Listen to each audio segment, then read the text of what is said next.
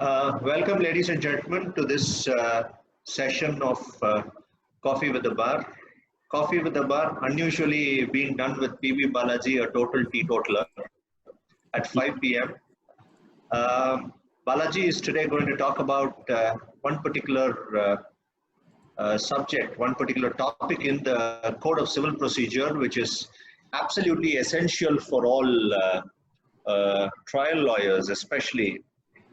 Number one, and number two, for all lawyers who are just beginning their profession, for the simple reason that most lawyers at the initial stage of their practice will start off with money suits, and in many money suits, the provisions of Order 37, namely a summary suit, or in olden times it used to be called an under chapter suit, is almost applicable. So this is a topic that would be necessary, that would be relevant, that would be essential for most young lawyers. And therefore, we thought that it would be in the fitness of things if a proper trial lawyer comes to explain the practice and the procedure. And therefore, when I asked Balaji whether he would be willing to, it was Balaji who suggested the topic to me. I had a different topic in mind for him, and I told Balaji that very well, whatever you feel comfortable with, and we decided upon the date and the time, and there was no question of adjustment because of the relationship we are sharing and the relationship our families and offices have shared. And Balaji, thank you very much, and the floor is all yours. Thank you, Sriram. I think Sriram and Wilson are doing an excellent job with these webinars. And interestingly, as Sriram said, topic in fact suits me very well. It's not coffee at the bar, it's coffee with the bar. I'm sure Sriram in a trademark style will dismiss me saying, who will have coffee at the bar? So I think rightly the topic is coffee with the bar. So diving into the topic straight away, it's a very interesting subject, summary suits. I was surprised many young lawyers were not even aware of such a procedure existing in the CPC. So that is why I immediately told Sriram, why not have this topic as summary suits, which is Order 37 of the Code of Civil Procedure. He readily agreed, so here we are. See, Order 37, as you would have noticed, Sriram mentioning under chapter suits. We call these suits as under chapter suits or summary suits. You may ask me why under chapter suits? Because the entire procedure is compassed within a particular chapter in the CPC. So normally it is termed as an under chapter suit. But the title in Order 37 is summary suits. Summary suits, as the name suggests, it is a procedure which is aimed at fast adjudication of disputes. But does it relate to any kind of dispute? No.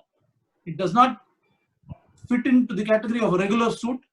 It is an exception to the general procedure laid down in the Code of Civil Procedure. So you will have to, in fact, a very small order, Order 37, comprises of just 7 rules. It's a very small order when you compare it to, say, Order 21 or Order 41, which has several rules within the order itself.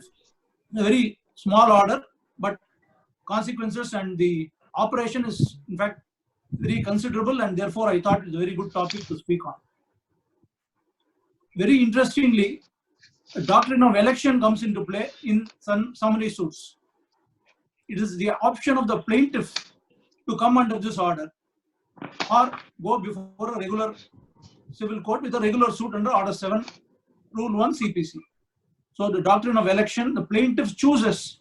If otherwise, he can bring the suit within Order 37. He still has an option to either file it as a summary suit or go as a regular plaintiff before the civil court and invoking Order 7 itself. So Order 7, as you know, sets out the procedure for trial of suits. A written statement is to be filed within 90 days after the amendment to the CPC. The issues are framed by the court. Parties go to trial, elaborate cross-examination, reopening, recall, marking of documents, etc., etc. Then arguments. Then the court delivers judgment. So this is the procedure in a regular suit. But as the name suggests, summary suits, the procedure is shortcut. It aims to shut out the defense of a defendant where he does not have a defense. So he is denied an opportunity to defend the suit if his defense is not substantial or material. So that is the object of the summary suit. The Order 37 applies only to a select category of cases. It does not apply to any suit, any money suit. We'll have to see what are the categories to which an Order 37 suit would lie. So first of all, there was an amendment in 1976 to the CPC, Act 104 of 1976. You all know substantial amendments were carried out to many provisions of the CPC and including Order 37. So originally the order was applicable to suits which were filed only before the High Court, City Civil Court and the Small Causes Court. So that is Order 37, Rule 1A. So Sub Rule 1A said it applies only to the High Court suits filed in the High Court, Small Causes Court, City Civil Court. And Sub Rule B said any other courts. But in 1976, the amendment said all other courts. But the power of the High Court was given under the amendment, power was given to the High Court to restrict, enlarge or vary the jurisdiction of the matters before the other courts. That is, the High Court can by notification say these kinds of cases will not come under Order 37 before the other courts. So it can enlarge, restrict or vary. That is the amendment in 1976. So now today, as of today, a summary suit can be filed before any court in the country. But interestingly, this issue came up for consideration before the Honorable High Court, originally before the Kerala High Court, and again before our Madras High Court, where Justice Nagamuthu had an occasion to deal with a suit filed by the plaintiff for invoking the provisions of Order 37 before the District Court Thiruvallur. The District Judge returned the plaint saying that the suit is not maintainable before the District Court in view of the provisions of Order 37. The confusion was because of the pre-trial, pre-amendment and post-amendment effect of Order 37. The pre-amendment period was, pre-amendment section was no other courts except the three courts. And only by notification, the High Court can extend the jurisdiction to other courts. But after the amendment of 1976, any court can entertain a suit for a summary suit under Order 37 CPC. So therefore, this was clarified by the Division Bench of the Kerala High Court, which was followed by our High Court in 2012. The judgment is reported in 2013, 2 CTC, page 155, in the case of Umapati versus Shanta Sivanyan. Justice Nagamuthu had an occasion to apply the ratio laid down by the Division Bench in Aravindakshan versus Sukumaran, Division Bench of the Kerala High Court, headed by Justice A.R. Lakshmanan and another. So now the position is clarified. You can file a suit before any court invoking the provisions of Order 37. Interestingly, insofar as the Madras city is concerned, there is a clash. As we all know, there is original side of the High Court on one side, there is the Small Cause Court exercising pecuniary jurisdiction on another side, and the regular civil courts in the city civil courts. The Presidency Code of Small Causes Act 1882 has a very similar provision, which is also Order 37, and more or less pari materia with provisions of Order 37 here in CPC. So therefore, if you want to file a suit before the Small Causes Court for recovery of money, invoking Order 37, it will not be CPC, it will be the Presidency Code of Small Causes Act. The position in the High Court is slightly different. We have the original side rules which govern the proceedings before the High Court original side. Suits are governed by the original side, as we all know. So interestingly, Order 7, Rule 1, which is the Order 7, Rule 1 is a regular suit in CPC. But before the original side, Order 7 deals with summary suits. The procedure limitation is slightly modified. So we will, for academic purposes, we will assume that there is a provision where you can invoke the procedures, namely summary procedure, to suits before the original side also. And interestingly, power is given to the master. In the High Court, the master court will decide your application for leave to defend, evidence, if any, will be recorded there, and suit will be decreed. So this is the procedure insofar as the original side rules is concerned. Well, let us not get into the nitty-gritty of that, we will go by Order 37 today. Order 37 of CPC. For academic purposes, I told you Order 7, Rule 1 of the OS rules, Order 37 of the Presidency Court of Small Causes, 1882, and Order 37, the Code of Civil Procedure are the three relevant provisions insofar as the city of Madras is concerned. So now, one limb is the forum, where to file. So now that is settled. You can file it before any court, but that is not enough. The second limb will have to be satisfied. What is the second limb? What are the cases which can go before the court in a summary fashion? The Rule 2, Sub-Rule 2 sets out what are the cases which can go before the civil court invoking Order 37. So basically, the idea of, see, you can also look at it from another angle. You are shutting out the defense of a defendant. You are not allowing the defendant to even file a written statement to the claim of the plaintiff.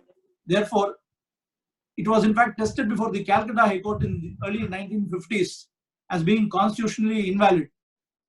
But however, the High Court said it is not constitutionally invalid, and the Order 37 was upheld by the Calcutta High Court in 1953, I think. So therefore, of course, the judicious mind is required because you are shutting out a party from even defending the suit.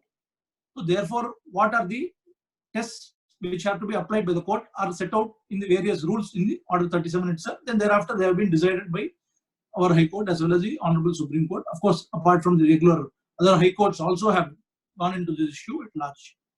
Let us now take what are the suits.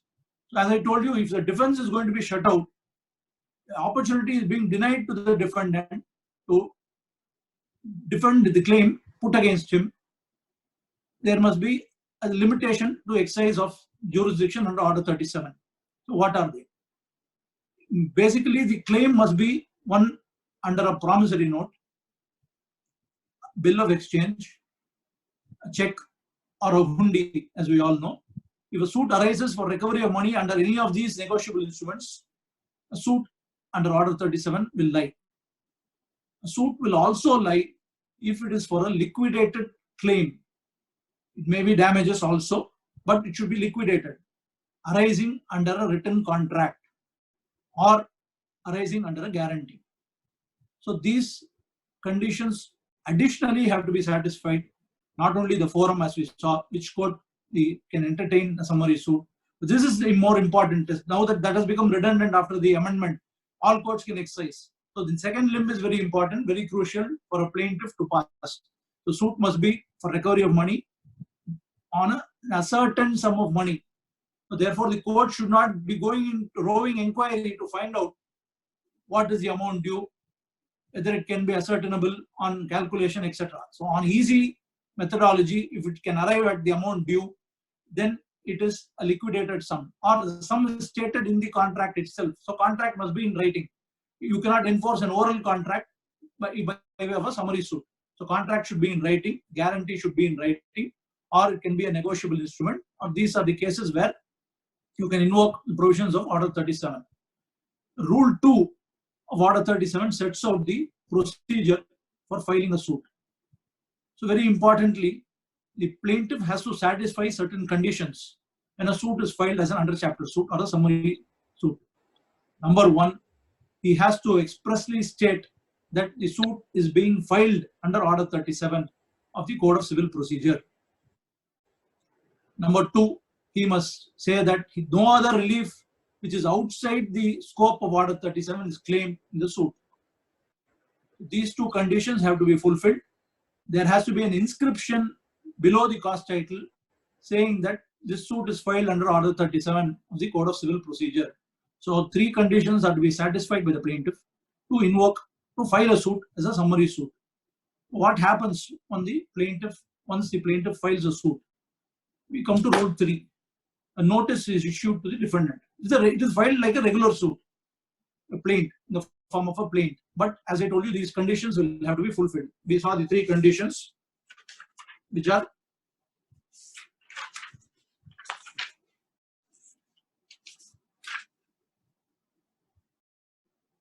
these are the three conditions the plaintiff has to fulfill. So what happens to the process once the defendant enters appearance?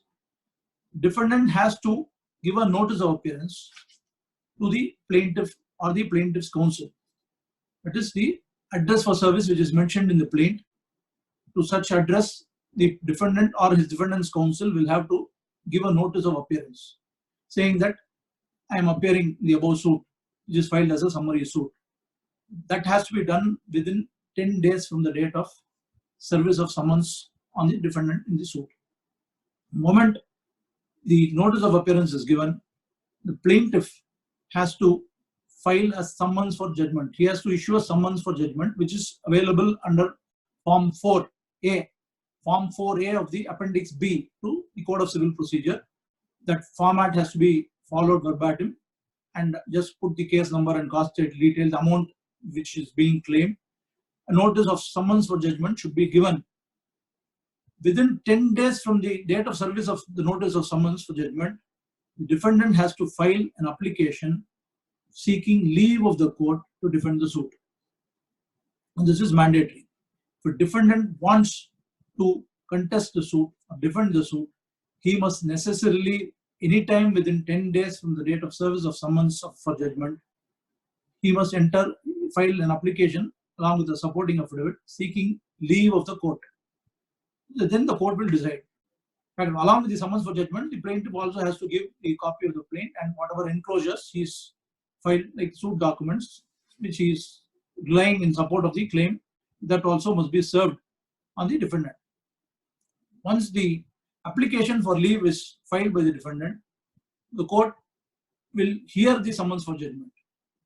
The procedure for hearing the summons for judgment is only inquiry. It is not, witnesses will not get into the box, because the procedure itself is, the object is a summary proceeding. Therefore, the parties will not get into the box. There is no opportunity to lead oral evidence.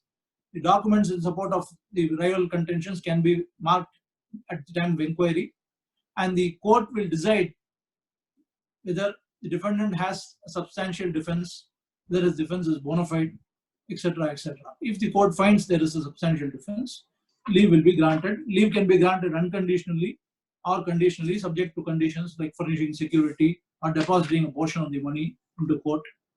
So these are the tests which the court will have to decide judiciously. So these issues have repeatedly knocked at the doors of the courts on several occasions.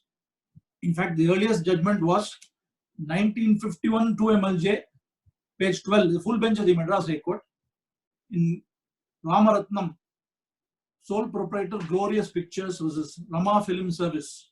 The full bench noticed the separate procedure entailed for a summary suit, and also the clash between invoking a summary suit before the High Court and before the City Civil Court, because this case arose from the Madras jurisdiction. Therefore, the court also said what is tribal before the High Court may not be an under chapter suit before the City Civil Court. It cannot be transferred because the limitation period, the period contemplated periods for filing of the defense, the application for leave to defend, some serving of summons, all the different in the High Court original side as well as in the CPC. Therefore, the full bench said there is a separate procedure carved out. Therefore, that has to be followed. If it is a suit in the High Court, it will be a summary suit in the High Court. It cannot be transferred as an under chapter suit to the City Civil Court. Recently, a 2014 2 Madras Weekly Notes Civil, page 277, another judgment in Ramesh Babu versus Changaya, where the division bench of this court had an occasion to deal with summary suits, and they said it is no doubt a special procedure which has to be strictly followed, and before it becomes a summary suit, it has to be marked as a summary suit by the plaintiff. As I told you, the conditions have to be followed. If these conditions are not followed, he may run the risk of the suit being converted as a regular suit. Suppose he does not issue the summons for judgment in the form prescribed, then he loses the right of continuing the suit as a summary suit, thereby losing time also. The time factor is what is most crucial in a summary suit, because you are not avoiding trial, you are avoiding even filing of written statement. Therefore, there is a good chance that if the leave to defend is rejected, the suit will be decreed straight away. So, therefore, the plaintiff is incumbent to follow the rigors, the exact procedure set out in Order 37. In fact, in one case where a suit was filed as a summary suit, but unfortunately the suit before the High Court, a money suit before the High Court, Farrant had become final, and the landlord wanted to recover the arrears from the tenant. The suit was filed as a summary suit, but unfortunately the plaintiff did not say that it was a suit filed under Order 37. The inscription was not there, and as if a regular suit, he said plaintiff under Order 4, Rule 1 of the OS rules, read with Order 7, Rule 1 of the CPC. The registry on its own converted the suit as a regular suit because the plaintiff has not followed the dictum of the letter and spirit of Order 37. Therefore, the plaintiff has to be very careful when you suit is framed, set out, stipulated in Order 37 are strictly followed without any deviation. And there are also cases where the plaintiff delays giving the summons for judgment. These cases, what happens if the consequences are not set out in the code? Order 37 does not speak about the consequences of any default by the plaintiff. But courts have, on facts of each case, tested and held that they are either fatal or not fatal. This is a case where I told you where it is fatal. It was converted as a regular suit. So similarly, if a summons for judgment is not given in the format, a regular suit summons is issued, the plaintiff will run the risk of the suit being converted as a regular suit. The defendant can file an application to convert the suit into a regular suit. So these options are available to the defendant. But the timelines set out in Order 37 are more for the defendant to follow, because the object itself is to prevent unreasonable delay or obstruction to the plaintiff where the suit where the defendant has no defense according to the plaintiff.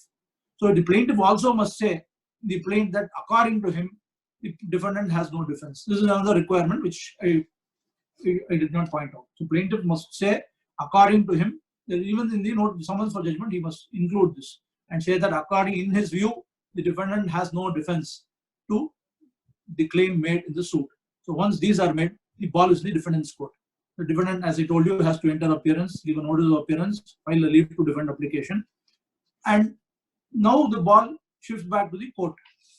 What has the court to do? The court has only the plaint, leave, plaint and supporting documents, an application for leave to defend filed by the defendant with or without documents, setting out his defense, probable defense, which he might take if leave is granted.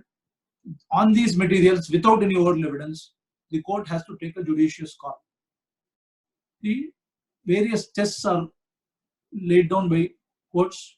The earliest was 1977 in the landmark judgment, which you will get. McCulloch Engineers and Manufacturers is Basic Equipment Corporation, AR 1977, Supreme Court, page 577. Supreme Court, in fact, in this judgment, approved the ratio of Justice Das of the Calcutta High Court in a judgment reported in AR 1949 Calcutta, page 479. The Supreme Court approved 5 principles which were laid down by the Calcutta High Court and set out the 5 principles in this 1977 judgment in McCulloch Engineers case. One, where the defendant satisfies the court that he has a good defense to the claim, he should be given unconditional leave. That is the first principle which the Supreme Court approved of the Calcutta High Court. The second one is, if the defendant raises a triable issue indicating a fair or bona fide defense, may not be good defense which is contemplated under Rule 1, still you give the benefit of doubt to the defendant, grant unconditional leave. So this is the second condition which the Supreme Court approved. The third is, the affidavit of the defendant seeking leave does not immediately make it clear that there is a defense, but there is enough material to gather that if an opportunity is given to the defendant, he can make out a defense at trial, then also grant leave, but on conditions. Supreme Court said, what are the conditions? Condition is not deposit of money. It is only insofar as time frames and mode of trial. These are conditions which, in this category of cases, the Supreme Court said can be laid by the court for disposal of the suit. Then the fourth principle which was approved by the Supreme Court was, if the defendant has no defense, or defense is illusory or sham or moonshine, then the defendant will not be entitled to refuse, dismiss, reject the application for leave. So interestingly, the Calcutta High Court as also the Supreme Court and subsequently our Madras High Court and various other Supreme Court judgments, you will find the word moonshine. What is moonshine defense? The dictionary meaning of moonshine is nonsense. It is absurd.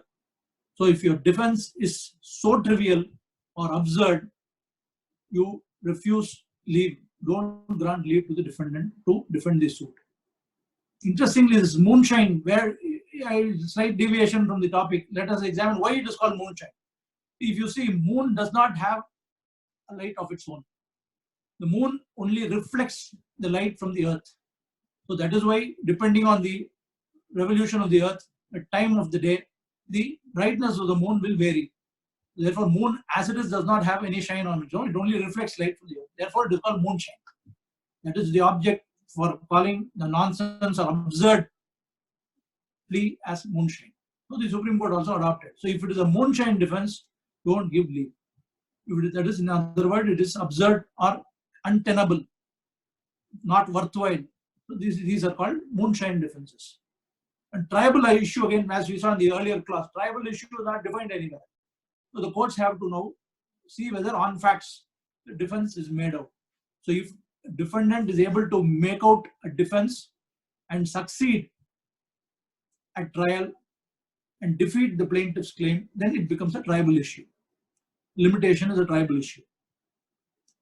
Suppose a settlement matter has been settled, payment has been made otherwise, which the plaintiff suppresses, that will become a tribal issue. So these are all issues which the court has to decide on facts of each given case before it judiciously. The Supreme Court repeatedly says the trial court has to exercise discretion in a very judicious manner. That is very important. Trial court has to apply its mind on the facts, application for leave, the probable defense setup, and decide the case. The fifth one is what the Supreme Court said. The fifth principle, no doubt the defense is moonshine. No doubt it is absurd, not worth of hearing the defendant. But still, if the court wants to show mercy on the defendant, it can do so, provided the defendant is called upon to deposit the entire claim of the plaintiff in the court. Subject to the condition, conditional leave can be granted in such a case. This again boils down to the final decision of the trial court. The trial court is the ultimate judge. In fact, when matters have gone up to Supreme Court in several other cases, they have refused to exercise their power to interfere in the matter only on the ground that discretion of the trial court has been exercised. If they find that the discretion has been exercised judiciously and properly, they are not going to interfere, even if there is another probable view which is possible on the facts of the case.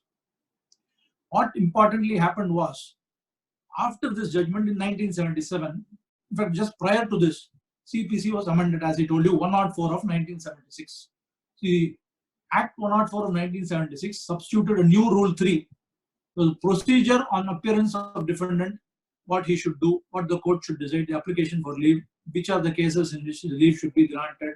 There has been a sea change in the new rule which has been substituted in 1976. The 1977 judgment was dealing with a case which was before amendment, a case of Order 37 before the 76 amendment. So this 1976 amendment itself was based on the amendments to the Order 37 made by the Bombay High Court. So more or less the amendments were put forth, now incorporated in Order 37 Rule 3. Therefore, Order 37 Rule 3 it's now stipulating a new procedure which was not contemplated before the amendment in 1976. This came to the notice of the Honorable Supreme Court only in 2016. Very interestingly, this McLeod Engineers case was being repeatedly followed by various high courts, including our Madras High Court. But 2016, Justice Rohington Nariman, in the case of IDBI Trusteeship Services versus Hubtown Limited. This judgment is a very landmark judgment. Escaped the attention of many lawyers. This must be borne in mind. Now, McLeod has been overshadowed by IDBI's case. IDBI Trusteeship versus Hubtown Limited, reported in AR 2016 Supreme Court, page 5321. Also reported in 2017 1 SEC, Volume 1 SEC, page 568. Supreme Court took note of Milka Singh's case in 1968. Milka Ram's case in 1968 Supreme Court, where the Supreme Court page 1698, AR 1968 Supreme Court page 1698, the Supreme Court had held that it's a 4-judge bench of the Supreme Court. So 2016 judgment said it's a binding judgment because 4 judges have delivered the judgment. They have laid down conditions under which leave should be granted. So therefore, that judgment has to be followed. No doubt, McCulloch also settled for 5 principles which are to be followed by the courts in dealing with summary suits. But in view of the amendment to Order 37 and a new Rule 3 coming in place of the old Rule 3, the principles laid down in McCulloch may not be fully applicable, and the Supreme Court in 2016 IDBI case redefined the various principles and said, number 1, defendant will be entitled to unconditional leave if he satisfies the court that he has a substantial defense. This is number 1. This is more or less is covered by McCulloch Engineers case. Number 2, the defendant raises tribal issues indicating a fair or bona fide defense. Then also he is entitled to unconditional leave. Number 3, the court has to ascertain whether the tribal issue is based on available pleadings and affidavits of parties, which we have already discussed. So it is not letting in any oral evidence. The court is not entitled to call the parties to enter the witness box. It has to take a call only on the available pleadings, the affidavits of the parties, and supporting documents. If a tribal issue is made and a substantial defense and/or is made, still, if the court doubts the bona fides of such defense, the probable defense put forth by the defendant, the court is now empowered after amendment to put the defendant on terms. They either ask him to furnish security or deposit the suit claim or a portion of it as a condition for granting leave. So if the court doubts the bona fides of the claim defense put forth by the defendant, this is possible, is what the Supreme Court in IDBI case said. Then next one is, if the defendant raises a plausible but improbable defense, the court can impose conditions, again, not only with regard to trial or mode of time or mode of trial, but also with regard to condition for deposit of money. If the defendant has no substantial defense and or raises no tribal issues, the court finds the defense put forth as frivolous or vexatious, leave should not be granted. So leave should be refused in such cases. Then they have given up the last mercy shown under McCulloch. The Supreme Court said, even if no substantial defense is made, even if the defense is moonshine, it's absurd, not worth of taking note of, mercy can be shown on the defendant, is what McCulloch Engineers Supreme Court 1977. But 2016 has now said it's no longer available. It refused. And they added another principle which said, if the defendant in his application for leave to defend admits to any portion of the claim made, so there may be a claim for 1.5 crores. The defendant may say that I have already paid 50 lakhs. I am due only payable 1 crore. So in such case, what the Supreme Court says is leave should be granted only if the defendant is called upon to deposit the admitted portion of the claim. So if the admitted portion of the claim is not deposited, the defendant will not be granted leave. Then there are subsequent judgments, which I will give 1 or 2 judgments, later Supreme Court judgments in 2010, 9 Supreme Court cases, page 256, BK Enterprises versus Shiva Steel, where the Supreme Court said, dealing with the case of a dishonor of check, the Supreme Court took note of the presumption that a check is normally issued when amount liability is admitted. Therefore, the courts have to be very careful in granting leave in such matters. So they refused leave, where defense taken by the defendant was very. In fact, that case, the defendant took a plea, that oral plea, that there was an oral waiver or something. Therefore, the Supreme Court said, no, you don't give concessions to such defendants. No tribal issues made out in such cases. Leave has to be rejected, is what the Supreme Court says. This is Rule 3 is the backbone of Order 37, because that deals with the procedure where the defendant appears, files an application, the court exercises its jurisdiction and decides whether the defendant is going to get an opportunity to defend the claim or not. or if he gets an opportunity, is it conditional or is it going to be unconditional? So all these are the domain of the trial court. The Rule 4, interestingly, deals with the power of the court to set aside a decree under Order 37, subject to existence of special circumstances, and grant leave to the defendant to appear to the summons and defend the suit as the court may think reasonable and proper. Now, this is, maybe we can compare it with Order 9, Rule 13 CPC, but the difference is under Order 9, Rule 13 CPC, it is enough if sufficient cause is shown. The word sufficient cause is shown is used in Order 9, Rule 13 to set aside an ex parte decree when an application is filed by the defendant after a decree is passed. Here also there is a provision to set aside an ex parte decree under Order 37, Rule 4, but the phrase used in the enactment is special circumstances must exist. This has come up for consideration before the various courts and including the Supreme Court.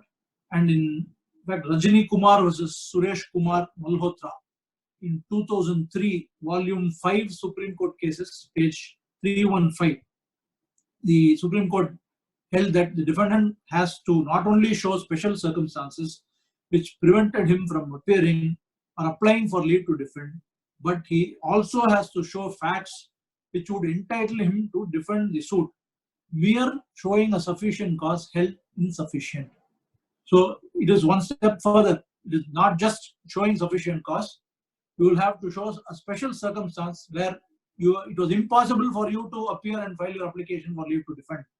Impossibility of performance of your act required under Order 37. Once you establish that, for example, take the case of the lockdown we are now currently under.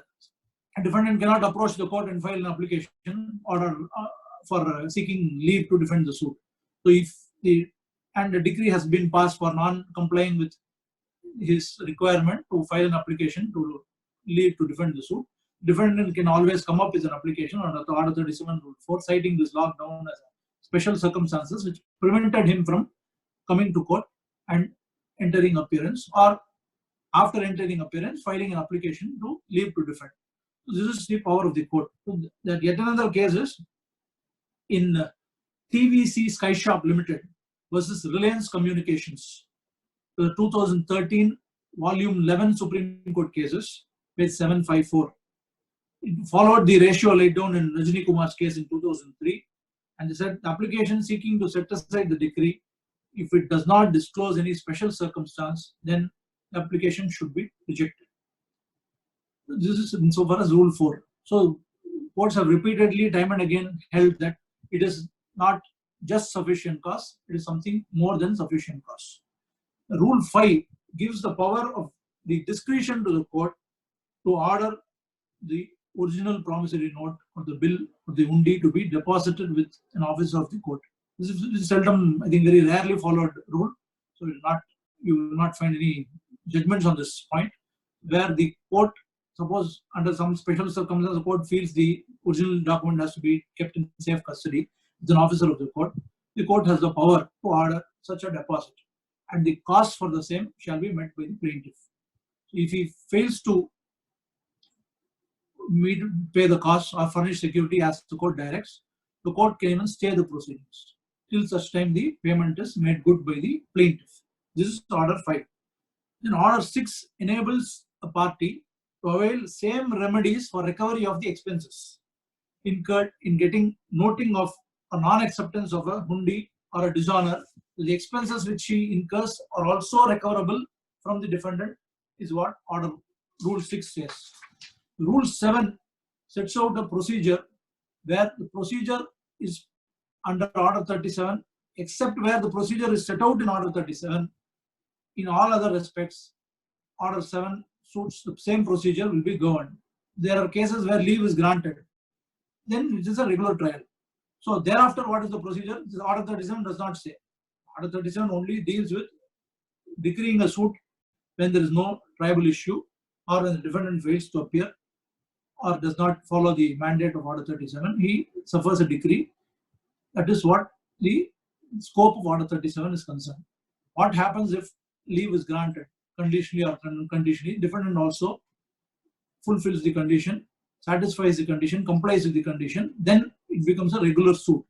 This is what Order 37, Rule 7, this is the last rule is concerned. In fact, I omitted to mention one particular power of the court to excuse the delay. This may come up very often because before amendment, the question of whether Limitation Act would apply or not was a serious bone of contention. The Calcutta High Court said Section 5 will not apply. The timelines set out in Order 37 are final. The defendant has to necessarily file an application for seeking leave within 10 days from the date of service of summons. Madras High Court view was different. You can condone the delay, but now after the amendment, the position is settled. Because Order 3 itself gives the power where Sub-Rule 7 says the court has got the power to condone delay on sufficient cause being shown by the defendant in either entering appearance or filing the application seeking leave to defend within the time stipulated under the rules. So therefore, now Section 5 of the Limitation Act will apply because Sub-Rule 7 inserted by the Amendment Act clearly states that the court has got the power to excuse delay. Here the word used is sufficient cause. Whereas after the decree it is special circumstance. So this is the difference which you will have to note. In fact, you must appreciate the forethought of the lawmakers. In 1908, they thought it fit that a procedure like this for fast-tracking commercial cases should be made, and they incorporated Order 37. There is always an object, a purpose for any legislation. We call it the statement of objects or reasons.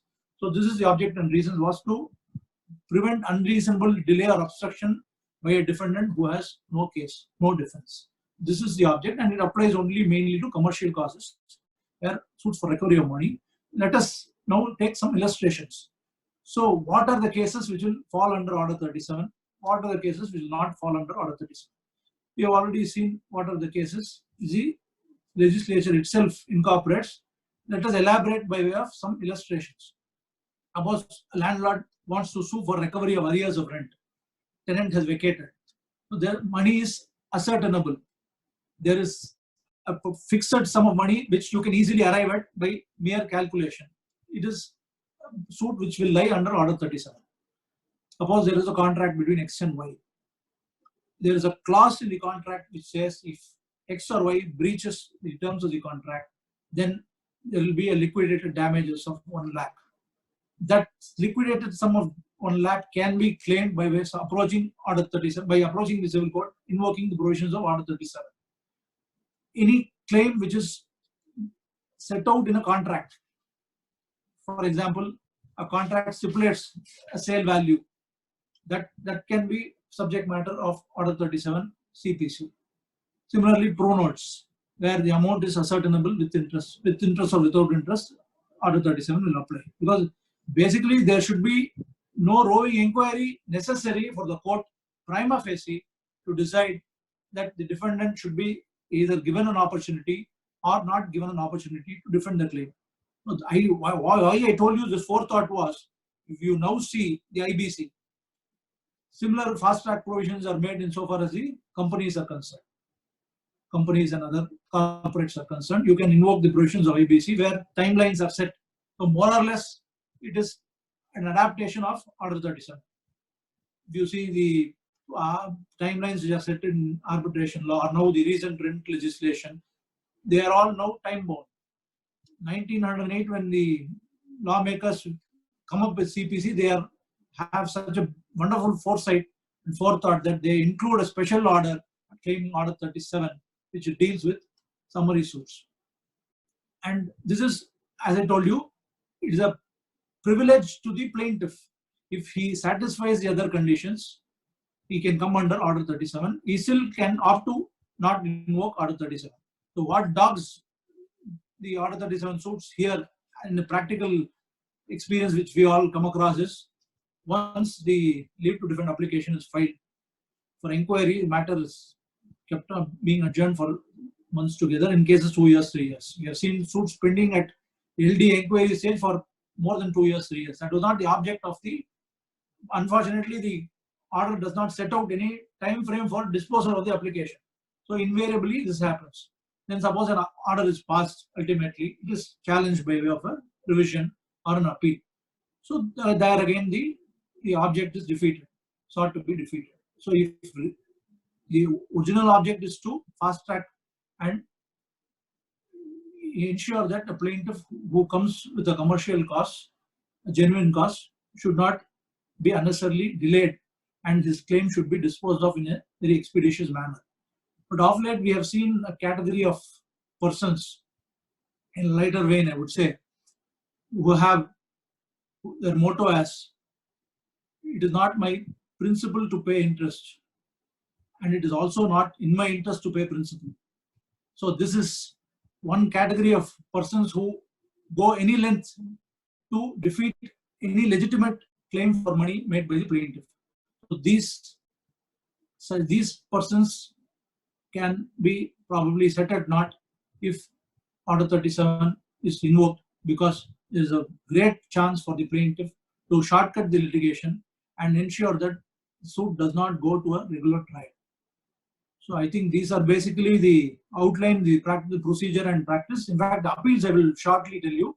There was again, originally what used to happen was, when leave is granted, there is no issue. The defendant will file a written statement. The suit will be tried in a regular manner. Suppose your leave to defend application is dismissed. What will happen? The defendant will file a revision against the order dismissing or rejecting his leave application. Or if it's a conditional leave, he is entitled to challenge. CRPs will be filed. But in 2007, I think, in 2007, the Supreme Court Justice Sinha took a view that it is not a dependable order. You will have to file an appeal. Revision is not maintainable.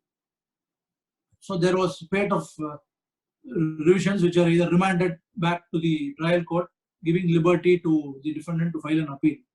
See, the problem in these cases are, there will be no grounds for the defendant to file an appeal. If there is a judgment finding on facts on the plain written statement, respective pleadings of the parties, then there is an opportunity for the defendant to raise grounds of attack. But here it's going to be a summary straightaway judgment. Once your leave to defend application is dismissed, the suit will be decreed. No reasons will be assigned. The judge will only write IA number so and so, filed under Order 37, dismissed, seeking leave, therefore suit decreed. So you cannot make out any grounds in such a manner in an appeal. Therefore, it is a decree. There is no doubt suit. The consequent decree passed is a decree which is appealable under the CPC. But it will be very difficult for the defendant to make out grounds. So what we used to do was, we would only file revisions when the leave application was dismissed or conditional leave was granted. But later, in 2009 or 10, Justice Sinha himself, in dealing with some other matter arising under Order 37, took a different view and said that no doubt when a right of appeal is given to a defendant to challenge the decree, a right of revision cannot be denied. So more or less the position is clarified, now saying that revision also is maintainable. So therefore revision can be filed when your Order 37. So there is another question will be asked, whether I must file an appeal and a revision. So my view is not necessary, because it is a dependable order, dependent order. Once the leave to defend application is dismissed, revision is filed. So the outcome of the revision will reflect on the decree in the suit. So if your revision is allowed, the decree will automatically go.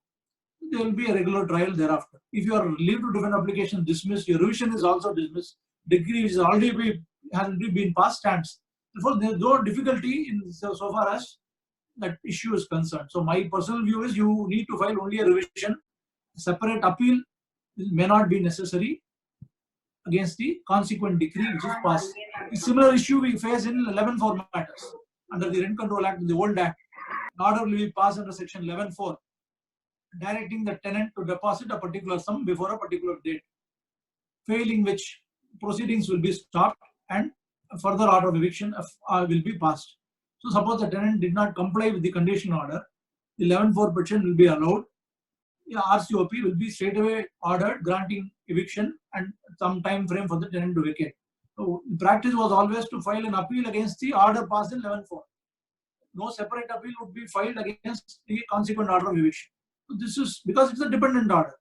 But 2007 Supreme Court went into this issue and they said it may not be a dependent order, but later on it is now clarified by another judgment of the Supreme Court, and thereafter the High Court, at least insofar as Madras is concerned, there is no difficulty. Revision is maintainable, and there is no necessity to file an appeal separately against the consequent decree passed on rejecting your leave to defend application. I think this sums up the entire practice and procedure before the civil court when a plaintiff chooses to invoke Order 37 of the CPC. So I think I'm more or less done with, because a very small order, and if you have any doubts, I'm too happy to clarify.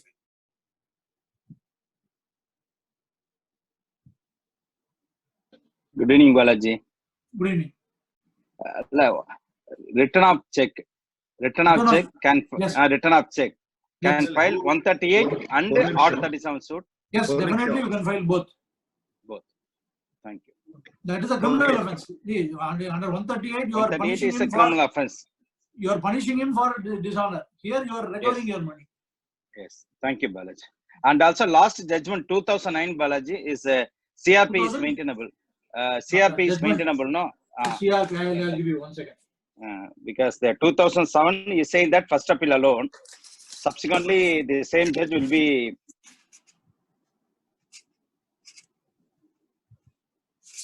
2009, Volume 2, Supreme Court Cases, page 432. So as on date, CRP alone maintainable. CRP is maintainable. 2009, Volume 2, Supreme Court Cases, page 492. The earlier case was Ajay Bansal's case, I remember, 2007. Yes. 2009 is Volume 2, SEC 432. 432. Okay. Thank you. Thank you. The Supreme Court said you cannot deny the defendant a right to revise the order by invoking a revision before the High Court. Okay. Thank you, sir. Thank you. Okay. Before anybody else starts with the questions, 2 or 3 things that I want to mention before the other. Can you hear me, Balaji? Yes. Okay, 2 or 3 things I want to mention before the questions start. Number one was, while starting, you said, who will ask for coffee at the bar? Okay. I have had the personal experience of somebody asking me for coffee at a particular bar, knowing fully well it is a bar, and that incident happened in Mauritius. However, I'm not going to mention any names now. We will do it in private. That's number one. And number two, very interesting that you should bring up this concept of moonshine. There are 2 meanings for moonshine. One is absolute nonsense, and the other is an interesting definition. It is whiskey which is made of corn and which is illegally distilled in North America. It is not my cup of tea. I know it is not your cup of tea or coffee, but this is general knowledge. And since you are here to impart knowledge to everybody, you should give us both the meanings. Right. Okay, that's supplement. That's one thing. And number two, for the benefit of everybody here, see, ultimately, if you see the difference between a normal suit and a summary suit is in the procedure. And in the procedure, the way the orders and the rules are framed, it is such that the onus and the burden is on the defendant to show a prima facie case. So that prima facie case is, of course, on what the defendant is able to satisfy the court with. But it is this procedure which is lost sight of by most lawyers nowadays, and which is what Balaji has explained, according to me, so very well.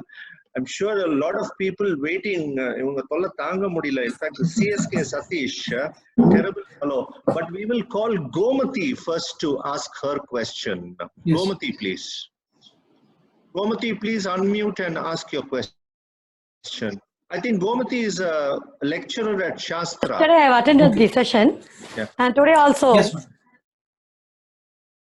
I've been very much impressed and been a regular visitor of your website, sir.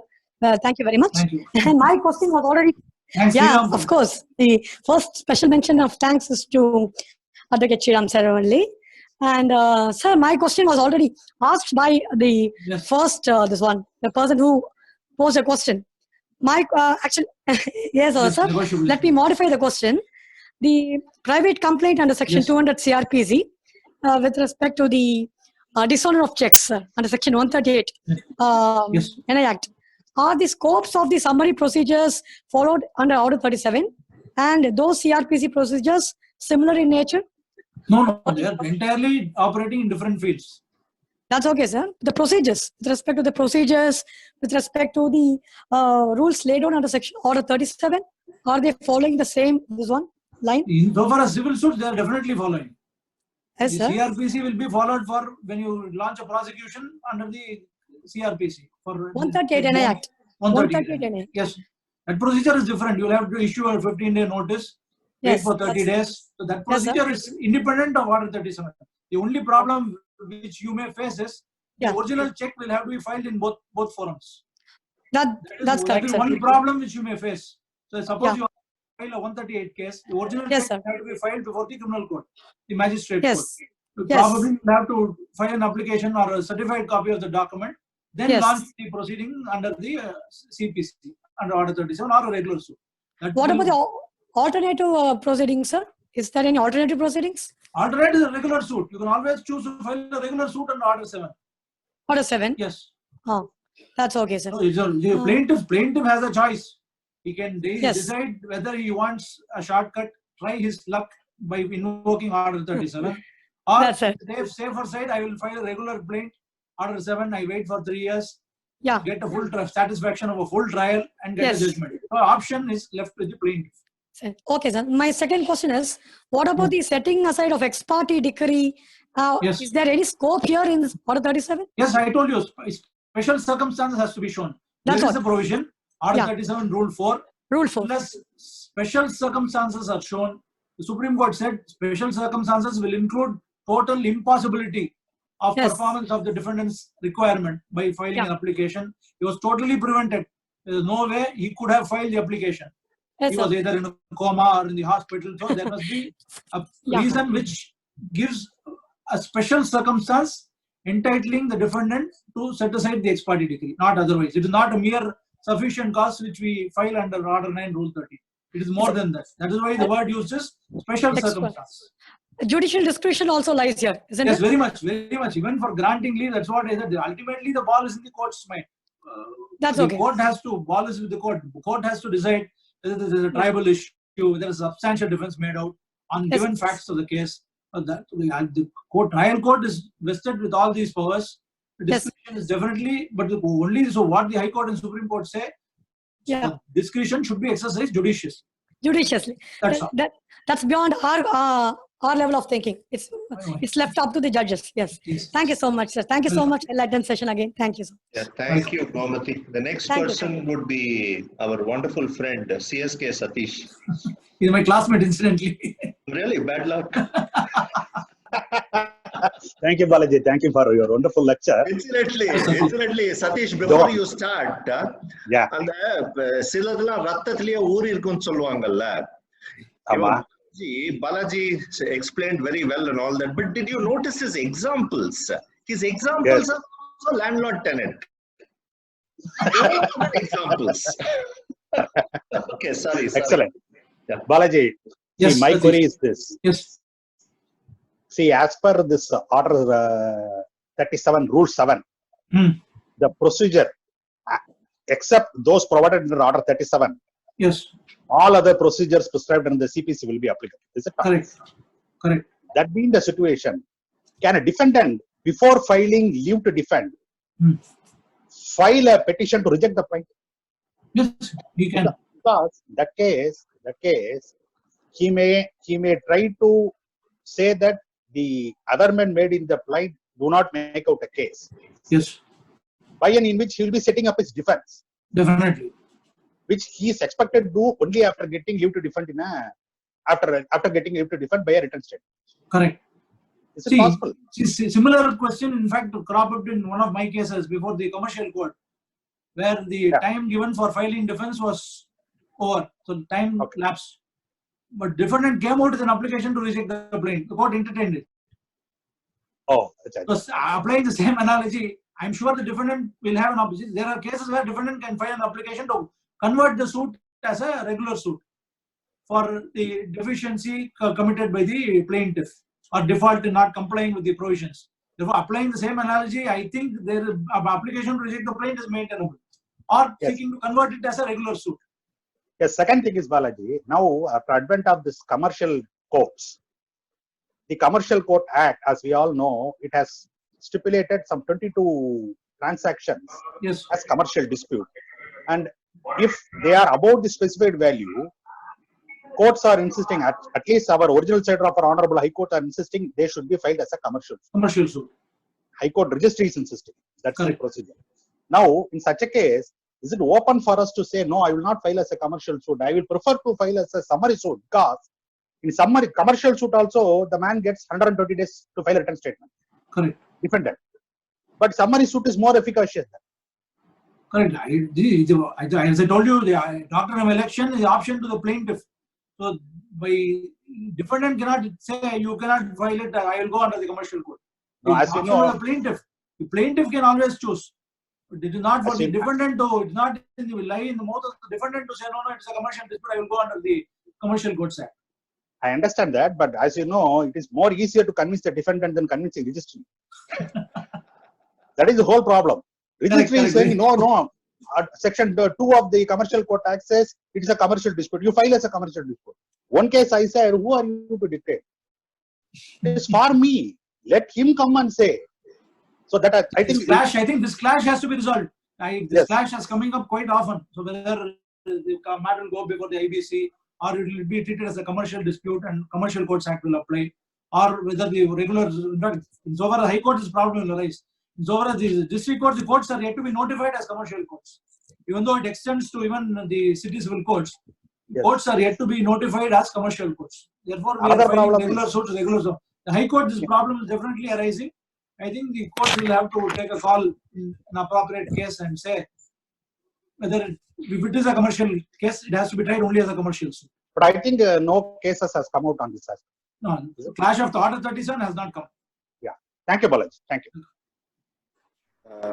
The next question would be from Maitre.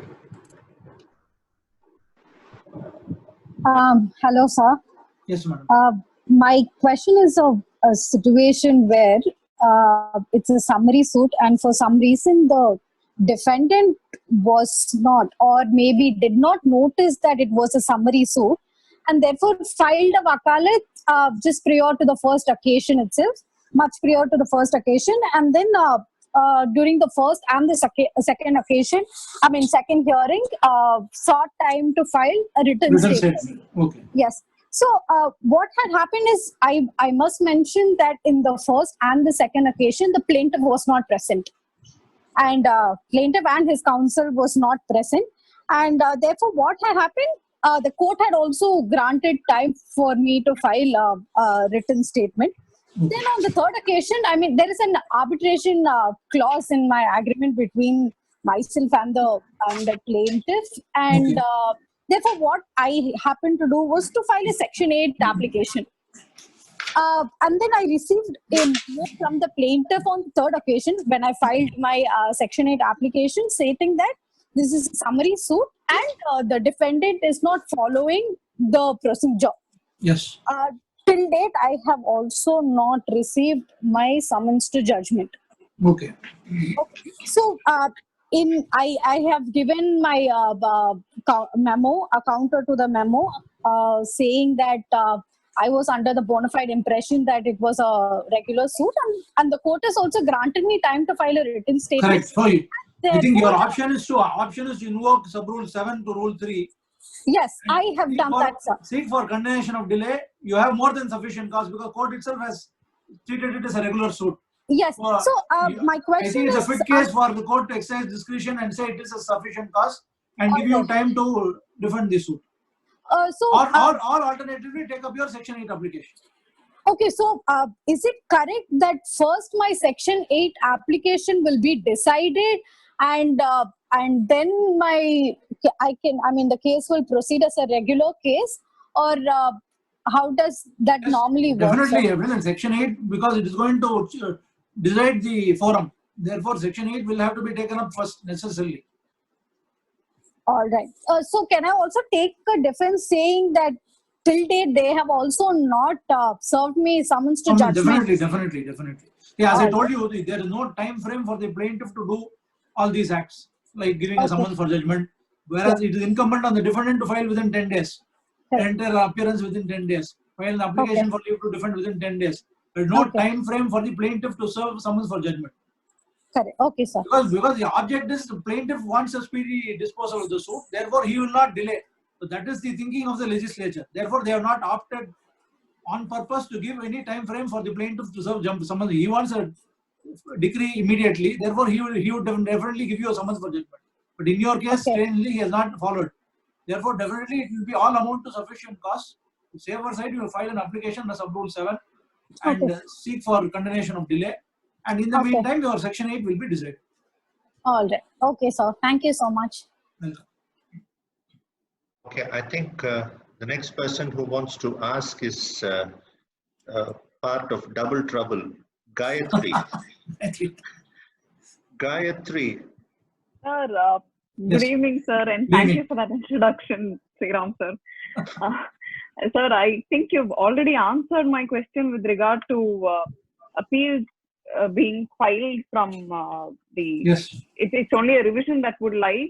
Yes. Over application that has been dismissed under Order 37, under leave to sue. So now, is this the same procedure for both the city civil court as well as for the High Court, or? No, High Court, the procedure is we are governed by the original side rules. Okay. So, if an application is decided by the master, an appeal will lie to the single judge. Okay. Where here, a revision or an appeal, you have an option to either file a revision challenging the rejection of your leave to defend application, or against the decree passed subsequently dismissing your application to leave to defend. But in the High Court, master is the person who is going to decide whether the defendant is entitled to leave or not, against which an appeal lies before the single judge on the original side. Any order passed by a learned single judge is tested in OS appeal. Therefore, the question of revision will not arise in the High Court. It is only an appeal to the learned single judge on the original side. And that order can be taken up before the division bench. Okay. And sir, one more which might be very trivial, but I don't need to issue a pre-suit notice for. No, not necessarily. Not necessarily. There is nothing mandating a plaintiff to issue a notice, unlike 106 of TP Act. So I'm not giving I'm again probably giving a land matter example. From the same office, I think. 106 TP Act is mandates plaintiff to give a 15-day notice. Unlike that, there is no mandatory requirement in Order 37. Yes. No pre-suit notice is required. Thank you, sir. Okay. Does Rukmini want to ask any question? Rukmini? Yes, sir. Yes, sir. Hello? Please. Yes, sir. Sir, good evening, sir. Good evening. Sir, I just have one question. This is based out of a practical difficulty, sir. Yes. Sir, you mentioned that while filing leave to defend application, defendants can't produce documents and evidence. Yes. Sir, but with respect to different courts, I'm finding different procedures, sir. Some judges accept the documents given across the bench, but some judges insist us on filing these documents with the registry. I'm extremely confused as to how these documents are to be, in fact, filed along with the application, and are they to be filed separately, like as in with respect to exhibits, or how they have to be filed along with the leave application? The practice is only. The procedure will depend on judge to judge. One judge may receive the documents across the board, whereas some judges will insist you file it in the registry. There is no hard and fast rule. You can file it preferably along with your application for leave to defend, because you are going to set out these basis of your probable defense in your leave to defend application. So necessarily you will be referring to these documents in your leave to defend application. So it is advisable to enclose all your documents which you are laying upon along with your leave to defend application, file it in the registry. This is the safest method, but doesn't prevent you from filing it later, subject to the permission of the court granting you permission. So there are judges in the High Court who would not even insist on a reopened recall application, formal reopened recall application. They will just say, no, put the witness in the box, cross-examine, be done with the trial today. So it depends on judge to judge. There was no hard and fast rule, no straight jacket formula can be applied. Yes, sir. There is no judgment regarding this production of evidence in this matter, sir, because I've tried searching for judgment. There are no judgments. But I've not. Procedure is a handmaid of justice. See, Yes, now Supreme Court has repeatedly said procedure is a handmaid of justice. So you can adopt any procedure as long as you ensure that justice is being done. Yes, sir. Thank you so much, sir. Thank you. Okay. Fallout of Rukmini's question in respect of different procedures in different not courts, court halls. We have a question from a court hall. Can I call Justice Sendil Kumar Ramurthy to ask B Balaji whatever he wants? Balaji, you're done for. Sendil. Good evening. Good evening. Excellent good evening. presentation, Balaji. Good evening. Thank you. My question is, have you come across any reported judgment where summary suit has been filed for liquidated damages? Yes. And how was it decided? Liquidated damages. Yes.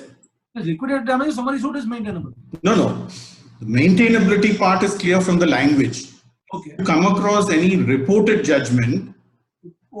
Summary suit filed for liquidated damages. In Bombay High Court, there are a few judgments. I can look up the law. I see. Because the language used is liquidated demand, which is obviously wider than liquidated damages. Right. I was just interested to see how they've dealt with if there's any reported judgment. Okay. I look up. Sure. What is now in all judgments they normally extract the provisions of Article 37. So incidentally, they also state that liquidated damages you can make a claim, but directly on the point I'll definitely look up and let you know. Sure. No, I think why the issue might come up is, I'm just thinking because you're always open to a defense to say that it is not liquidated, and therefore it is not either an agreed sum or an admitted sum.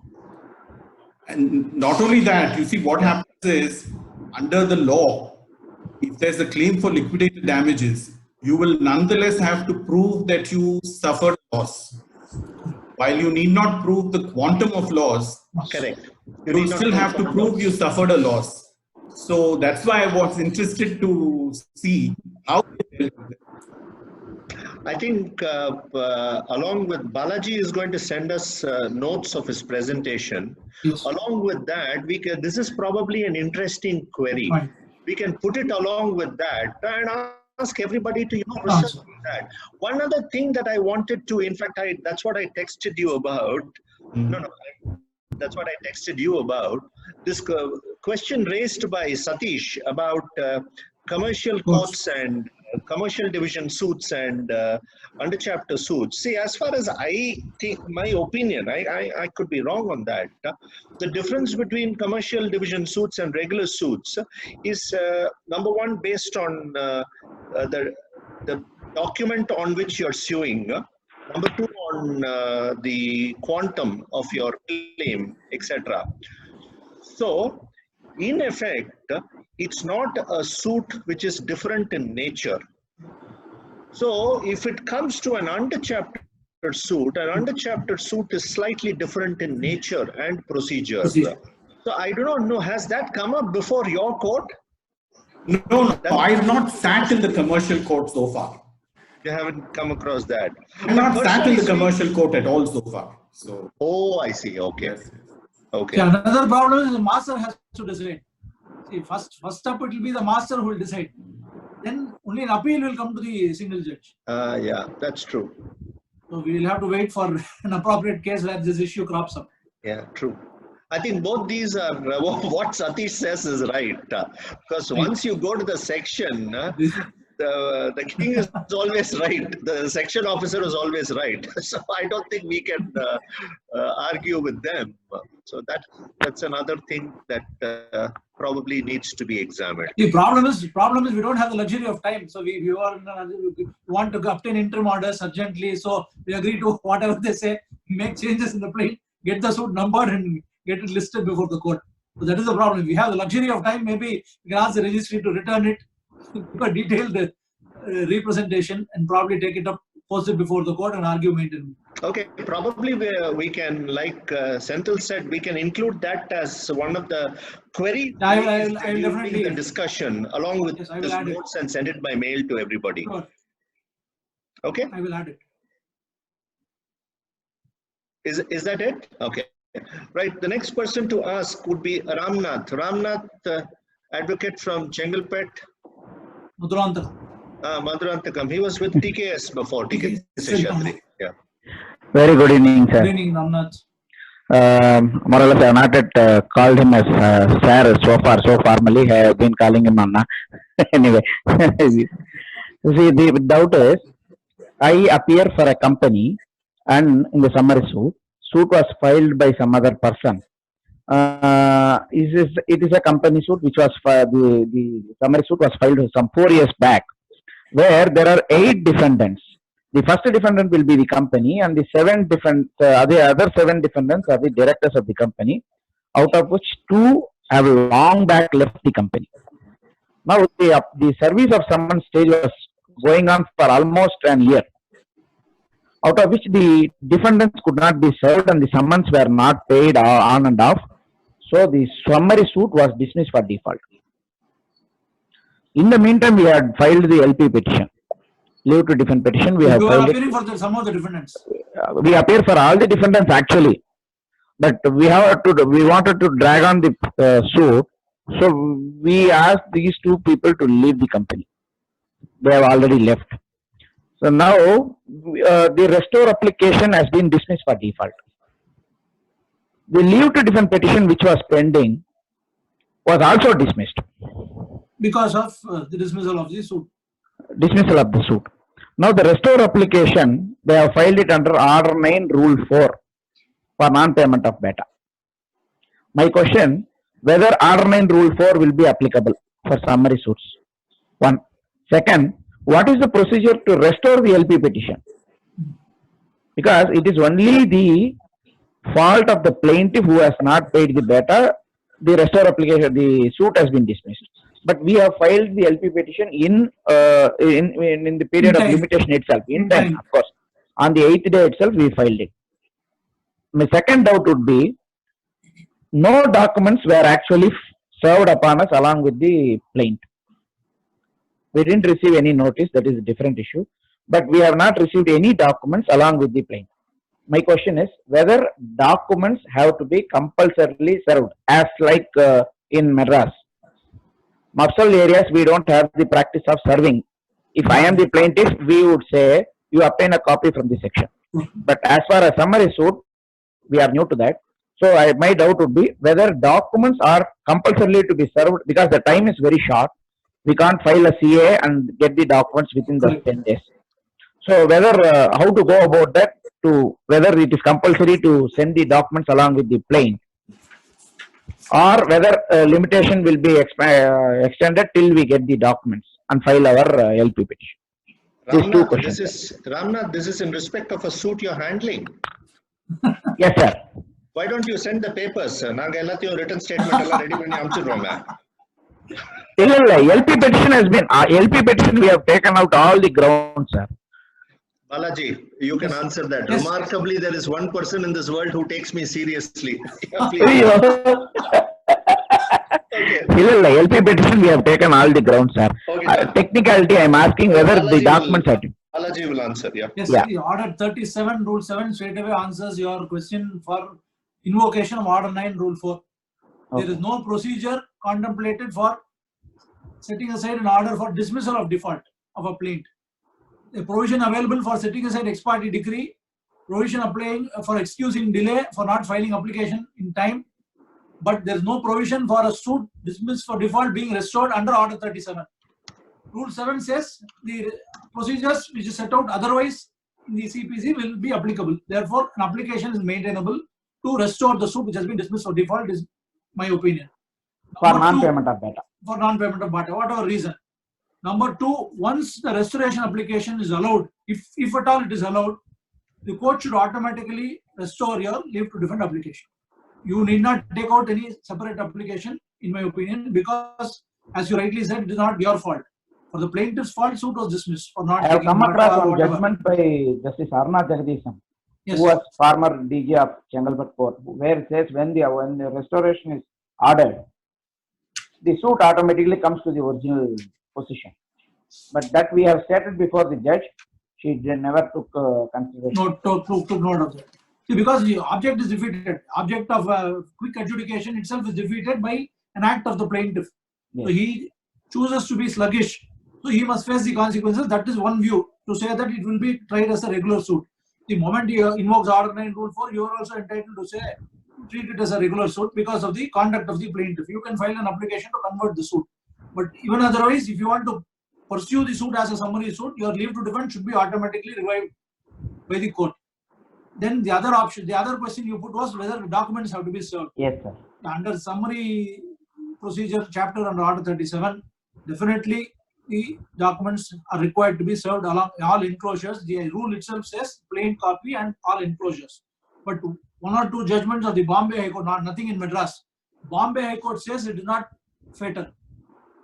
Merely non-production of, merely on the ground of non-production of the supporting documents, claim cannot be rejected or sought to be converted as a regular suit, is what the view of the Bombay High Court. Thank you, sir. Thank you, Sriram, sir. No problem. Wilson, who's the next person who wants to ask? Next person would be Kalyani Sukumar. Ma'am. Sir, good morning, sir. Good evening. Hello. Sir, very good evening. Sorry. Good evening. Sorry, sir. Sorry. No, I'm still feeling just fresh to kidding, wish just you good kidding. morning. Oh. Sir, actually, in a summary suit where the defendant has, where the plaintiff has served a normal suit, normal summons instead of serving the summary suit summons, whether the same can be condoned, sir? Same can be condoned. Plaintiff, once the moment I told you an example, plaintiff had omitted to mention Order 30, Order 7, Rule 1 of OS rules. He simply said Order 4, Rule 1. Yes. That itself necessitated conversion of the suit into a regular suit. Therefore, not issuing the requisite form or summons or judgment will automatically go against the plaintiff. There is no question of excusing. The moment the suit is converted as a regular suit, you cannot have it reconverted as there is no procedure to reconvert. Thank you, sir. Thank you so much, sir. Hiram, there is one Mr. Murli has posted a judgment 2001 Bombay judgment. Yeah, that's for probably the query raised by Justice Sendil. By Justice Sendil Kumar. 2001 online Bombay 819 liquidated damages in a summary suit. We'll look up the judgment also.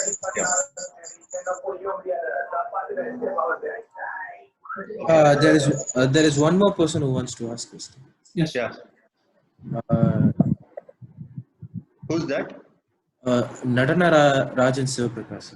Oh, Sivaprakash. Sir, Siva. please. Yeah, please. Sir? Yes. Yes, good evening, sir. Good evening. Very wonderful lecture, sir. Thank you, thank you. Thanks, Sriram, for the opportunity. Only one question, sir. You are saying that in the case of dependent theory is applicable for Order 37.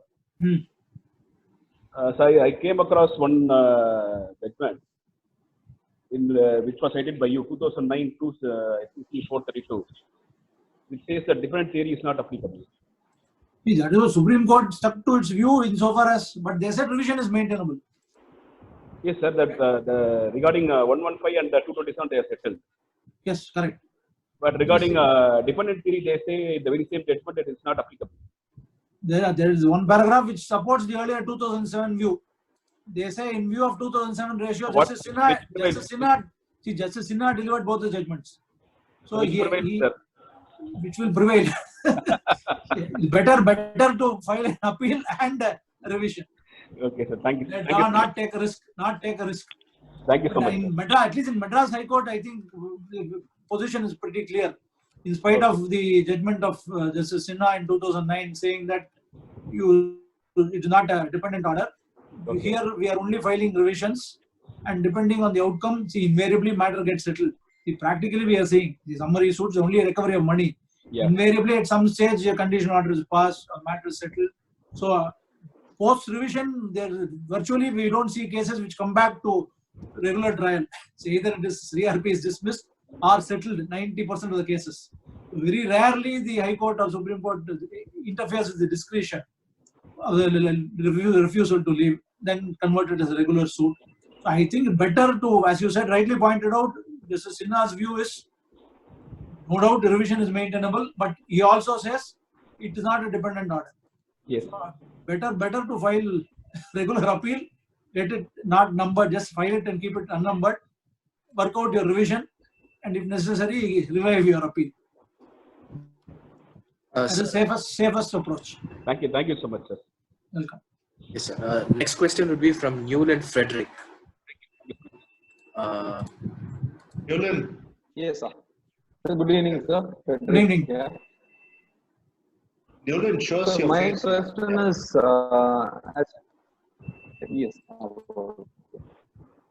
As you have said earlier, we can initiate action under 138 and summary suits. Do that. If Yes. my complaint is dismissed first, Hmm. will that become a triable issue, entitling the defendant to ask for leave? See, depends on when. See, your application for leave to defend should be filed within 10 days. Correct, sir. Suppose the suit itself is filed after dismissal of the 138 case, definitely it's a tribal issue. The tribal issue is what is the defense which you probably put forth and you have a good chance of succeeding. That is a tribal issue. It's not defined anywhere in the CPC or any other enactment. Tribal issue is a concept which the courts have evolved. The phrase which the courts have evolved, and they said if the defendant makes out an issue, a defense which gives him an opportunity to succeed ultimately at trial, that becomes a tribal issue. Your case of your dismissal of 138 definitely will become a tribal issue. Okay. If you have the time to file an application mentioning that. Suppose both suit and 138 are filed parallelly, you may not have the benefit of the dismissal order when you file your application for leave to defend. Correct. Sir, I have one more question. Sir, when a defendant enters appearance, he has to give notice of appearance. Yes. Suppose he does not give. Can a plaintiff regard the wakalat filed by the defendant as notice of appearance and serve summons for judgment? Why would he? See, he is entitled to judgment. When the defendant does not follow the procedure under Rule 3, so it benefits the plaintiff. He can straight away ask the court to give a judgment forthwith because the defendant has not given a. So he is not incumbent on the plaintiff to help the defendant. Now I'm asking. Happy that the defendant does not follow the procedure, he will ask the court to just decree the suit. No, I'm asking, sir, since he has 10 days time, an over enthusiastic plaintiff. Yes. Can he serve summons for judgment on the next day? Why not? But the plaintiff concedes. It's a concession he is showing to the other party. So definitely there is nothing preventing him from doing so. Thank you so much, sir, for the good learning experience. Thank you. Thank you. Sir, CSK Satish wants to say. Satish wants to clarify something. Yes. Yeah, Satish. Yes, sir. Balaji, now the difficulty faced in the commercial suit is this.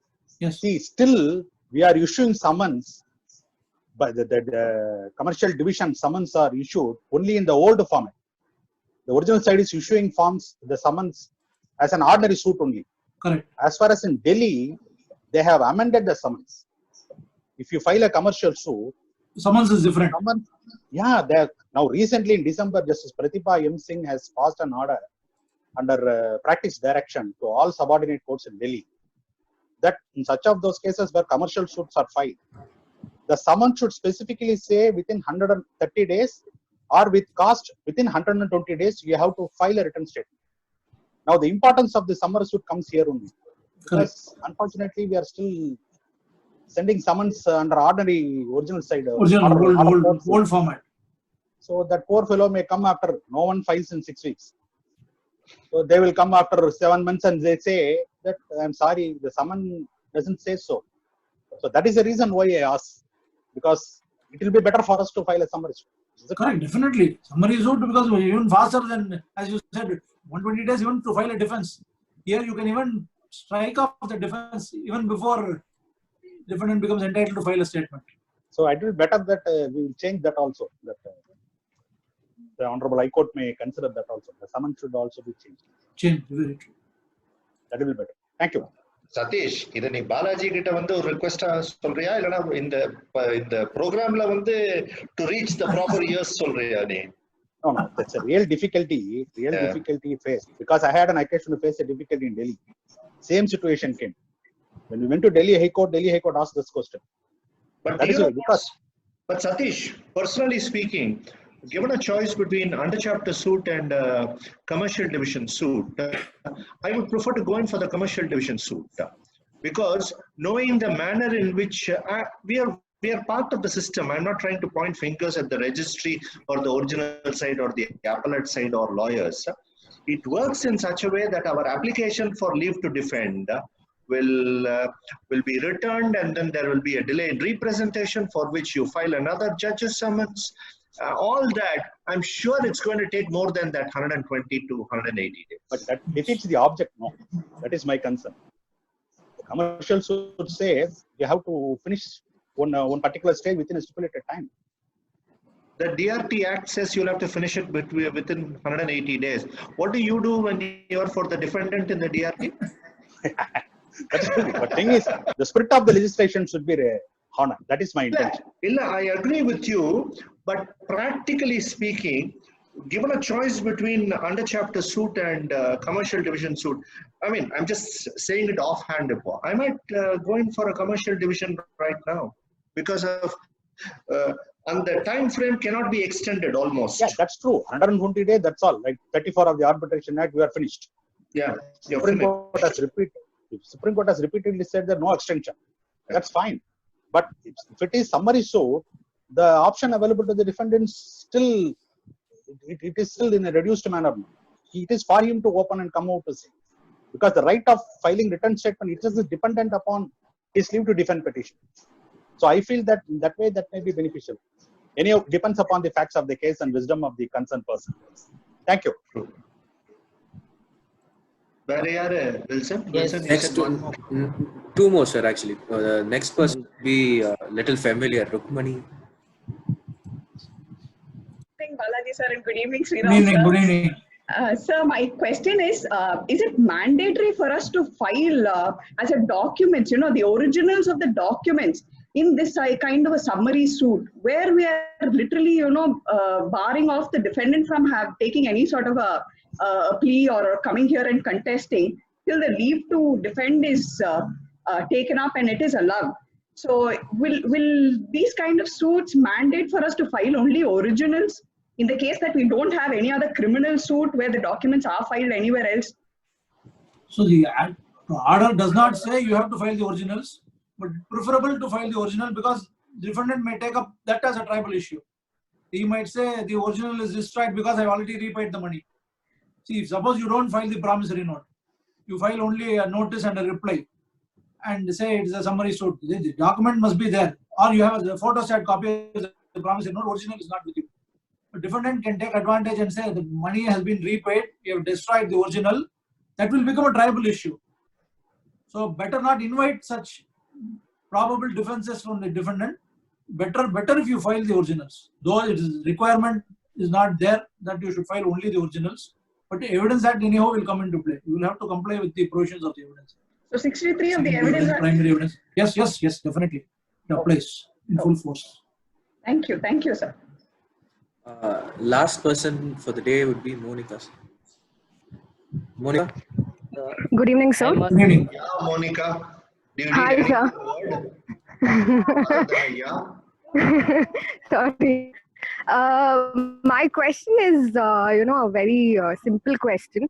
Balaji, sir, you had mentioned that condone delay application can be filed and the court necessarily have a power to condone the delay. Now, my question, initially this power was not there. I mean, the delay couldn't be condoned. So is this a mandatory procedure, or the court can just exercise their discretion? No. See, sub-rule 7 clearly says on sufficient cause being shown. So if the defendant is out of time, so he either does not enter appearance within the particular period of 10 days, or he does not file an application for leave to defend within 10 days after service of the summons for judgment, definitely he has to make out sufficient cause by taking out an application. It is not the discretion of the court. Discretion of the court only upon the party approaching the court with a request. It is not on its own volition. Okay. Because I have appeared for a case. You're breaking, Monica. Okay. Because I have an order in 2016 wherein I was the plaintiff and a defendant had filed a condone delay application, but the court rejected his application saying that there is no such provision to condone the delay. Probably the court has not noticed sub-rule 7. Okay. All right, sir. I have one question. Yes, Prabha, please. Yes. Good evening, Good evening, Prabhakar sir. Good evening. Good evening. You said that the pre-suit notice is not mandatory, but the pre-suit notice is not given. Whether the plaintiff is entitled for cost? Cost is entitled. Maybe interest. There's a demand, no demand for interest. Okay. Then probably is not. That is again the discretion of the court. See, the promissory note itself or the bill of exchange itself stipulates the interest payable. Yeah. The plaintiff is definitely entitled to that interest. The court will not say, no, you have not given a notice, therefore I won't give you interest. So it costs. Discretion of the court to avoid cost. Cost. Okay. Thank you. Thank you so much. One more suggestion. Can we have one more session for Order 7 Rule 11? Order 7 Rule. Sure.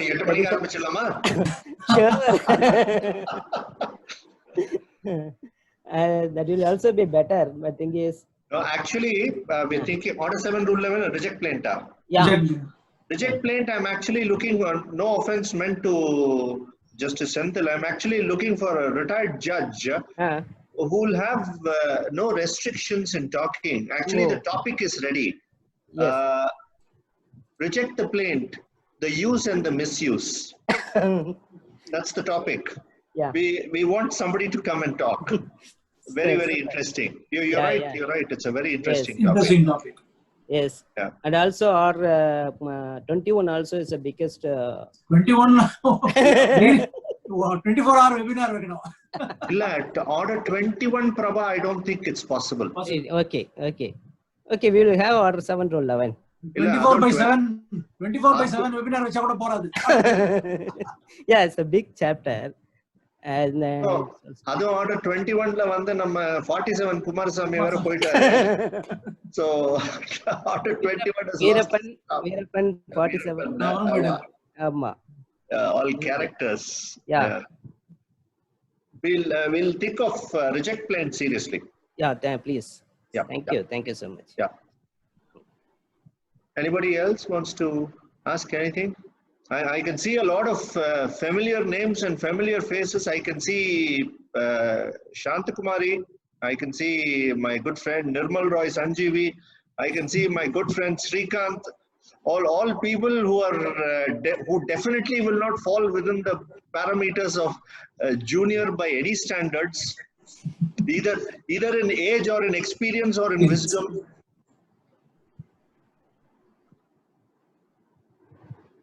And of course, Satish, Motilal is here. All people that we've been seeing in courts for the past 20-25 years. Nirmal is adjusting his mic as though he wants to say something. Nirmal, okay, so if that is it, thank you very much, Balaji. Thank you. My pleasure. Yeah, seriously well done.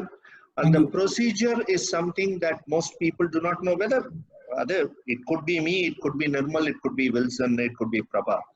And the procedure வந்து கொஞ்சம் கிளாரிட்டியோட explain பண்றது is no mean task, and you managed to do that. Thank you very much. 2016 judgment I knew only yesterday. When we were discussing 77 Supreme Court தான் பேசினோம். ஆமா, 77 Supreme Court பேசணும். 2016 overshadows that. Yeah. I knew it only when I was preparing for this yesterday. So even day before yesterday, when we were discussing, we were only talking about 77 Supreme Court. Okay. 2016 has skipped many attention of many lawyers. The Rohington-Nariman's judgment.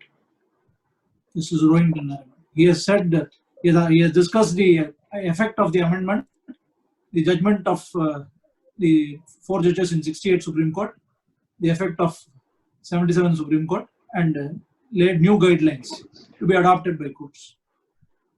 But Balaji, which is this response is totally off the subject. Yes. Tell me, there are a lot of trial lawyers here. Correct. People in the trial courts, how many times do we really look at judgments? Open up. How many times do we really look at judgments?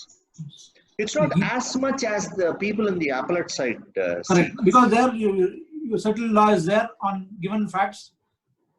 In fact, I would remember before Justice David Christian judgment you just go up purely on facts. Only. First court, I still feel first court to trial court, I think judgments are not necessary, is my opinion. No, I have seen. As a matter of David Christian was there in the original side when you and me came into practice, or 1 year, 2 years after we came into practice. I remember him saying in a condoned delay application or the application to receive written statement in the original side, do not file it in the written section. You bring it to court, and with his pen he would, puncture the stamp on it. Correct. Incredible man. Unfortunately, most of what he used to do and say in court we cannot repeat. We cannot repeat. But common sense approach. Purely on facts, you decide the issue. Yeah, absolutely. In fact, any judgment just remembering this is David Christian. அவர்கிட்ட நம்ம citation ஏதாவது கொடுத்தா நான் ஒரு தடவை கேட்டிருக்கேன் அவர் சொல்றத citation கொடுத்தோனே lawyer gave a citation, my lord, I am relying upon this decision. அவர் என்ன சொன்னாருன்னா சிரிக்காம கோவமா சொன்னாரு, உன் கேஸ் ஒழுங்கா இருந்தா அவரும் அவுட் கேஸ் ஏன் காட்டுறாரு. Thank you. On the question of giving citations and judgments, shall we switch off this live streaming on YouTube? You have to give your thank you speech. Hey, Balaji, thanks very much. We'll disturb you. Like I told Kannan and like we've threatened Senthil and Asha and all. We might really trouble you in future as well. Depends on when the lockdown is going to be lifted. Thanks a ton, Balaji. Thank you very much. Thank you so much. Pleasure. Thank you very much, and thanks for everybody. Thanks everybody for listening in. I hope நான் இதுதான் ஒவ்வொரு வெபினார்லயும் சொல்றேன். If all of us are able to use what we've learned today in one of our cases, this webinar would have served its purpose. Nothing else, nothing more. Thank you very much. Thank you, sir. Thank you, sir. Hey, how's your father? Thank you, sir.